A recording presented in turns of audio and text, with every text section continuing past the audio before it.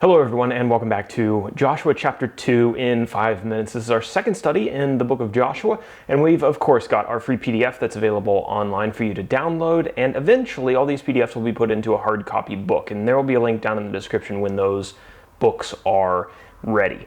But let's work through this outline today. When did the events of Joshua chapter 2 take place? Well, as we mentioned in the last chapter, Joshua picks up right where Deuteronomy left off.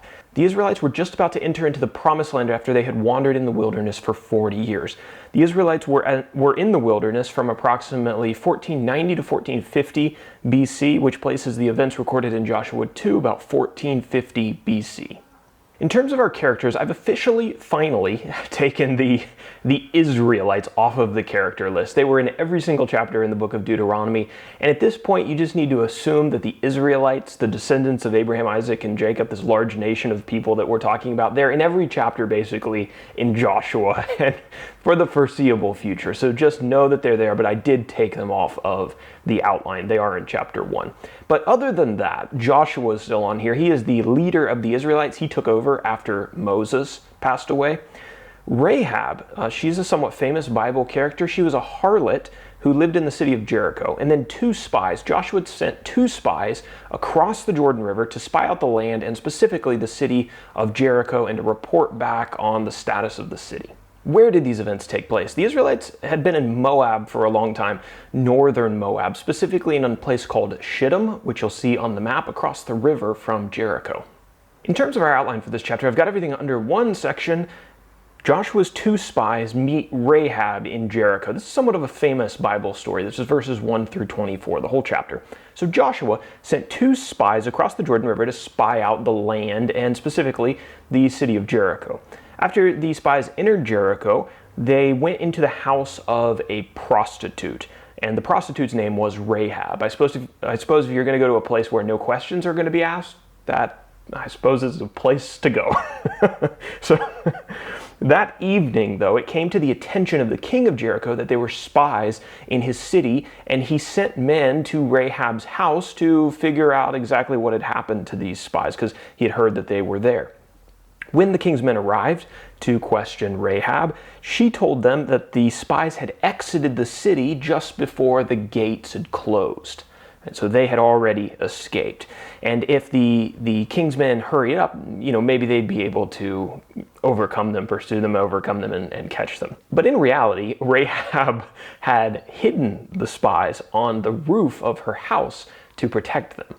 So as the king's men went racing to try to catch up with the spies, Rahab went up onto her roof to talk to the men who were hidden there. And she asked them to spare her life and her family's life when Israel came to conquer Jericho. She had heard about all of God's mighty works, and she feared the Lord of Israel. In fact, all of the Canaanites had heard about God's mighty works, specifically the crossing of the Red Sea and how God destroyed the Egyptian army and how God had defeated King Sihon and King Og and given the Israelites victory over them. Since Rahab had hidden the spies promised to save Rahab and anyone in her house when Israel came to fight against Jericho. And they told her to tie a scarlet cord in her window, and that way the army would know which house was hers and which one they shouldn't destroy. The text tells us that Rahab's house was in a unique position. It was connected to the wall of the city, and this gave Rahab an opportunity to help the spies even more. She helped them escape by lowering them out of her window down to the ground outside the city, and then the spies were able to get out of the city even though the gates were closed. So she lowered them and she told them to go into the hills for 3 days and to hide in the hills. And so that's what they did. And after 3 days, the king's men, obviously didn't discover them. And then the spies went back across the Jordan and reported their findings to Joshua. So that is Joshua chapter 2, and that is the story of Rahab. It's actually not the entire story of Rahab, though, and I want to look at that further for our application. So the application today is, it's never too late, and your past is never too bad to give your life to God. The Bible is actually full of stories of sinful people who realize that they need salvation and God then using them in incredible ways.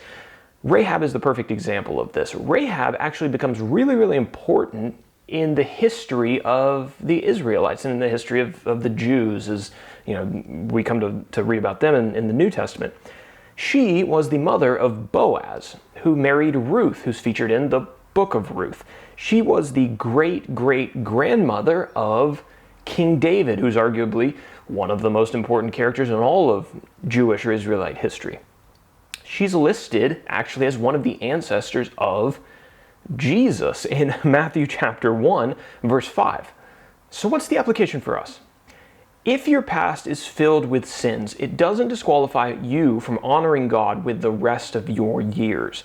God can take whatever years you have left and use them to great effect. God can do as much with 5 years as he can with 50 years. If you only got 5 years left to live and you give those to God, God created the world in 6 days, the universe in 6 days. 5 years, that's all the time in the world.